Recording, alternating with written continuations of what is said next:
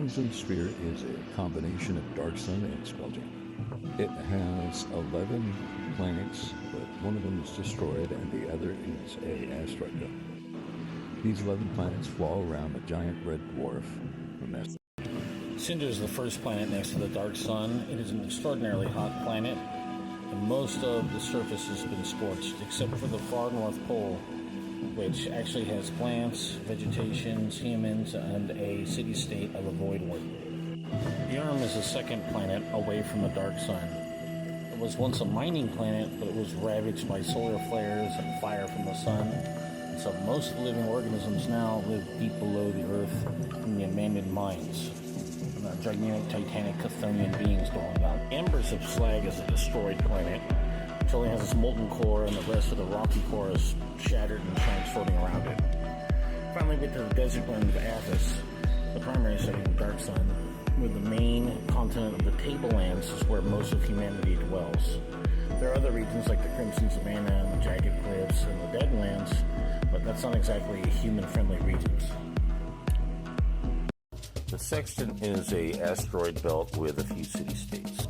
Kaidan is the opposite of Athos. It's a frozen planet with cannibal halflings living in the forests of Kratom Forest, and there is a city-state.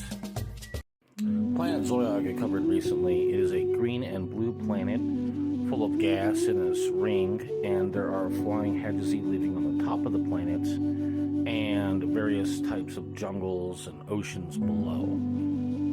Planet Rajat, the 8th, named after the Warbringer himself, is a basically completely destroyed, burnt, charred wasteland that's also freezing cold. Now, maybe there might be horrible entities trapped in crystal prisons or something. Who knows what's going on the surface?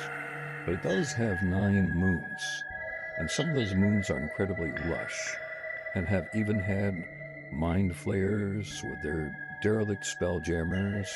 Who knows, possibly even astral elves and other spell-jamming civilizations from the astral sea and the ethereal plane, possibly Githyanki and so forth, and Serlons, dwelling in its various moons. Doshavar, Hedjin, Urajvol, Zanavi, Taja, Arat, Kaincha, Asafrum, and Thai Ki Tu are just all of the names of some of these wild and crazy planets moons that belong to the planet of Rajat. Janavar is a planet that is strewn with great hurricane winds, with a surface of pink, purple, and white clouds. And so I speculate that there's a vast ocean below there. The next planet right after it is Isizar, which has a smaller ring, and it is a planet with large clouds of green and yellow gas. But it also, like planet Rajat, has multiple moons, and some of these moons are inhabited by possibly even mind flayers or Zikchil, which are strange alien-like insect creatures, and the various flesh-crafted insect terrors that dwell on those worlds. They're praying mantis Zikchil humanoids dwelling on one of the moons. There's also another moon that's just a vast briar bush or dead space whales known as Kandori go to die. And another moon has intelligent spider people that dwell on it. So, Lyra is the last planet furthest from the red sun. It is an absolutely frozen wasteland with maybe some ice elementals and frost spiders walking around there. It is a planet mostly devoid of life, and whatever water there is not actually water, but like frozen nitrogen or hydrogen or other types of gases, and it is far too cold for a human to drink, though the air is breathable. From the barren wasteland, which is the last, 11th planetary body, that is Liru, now we get into the Black Sargasso, or the furthest reaches of Athos space.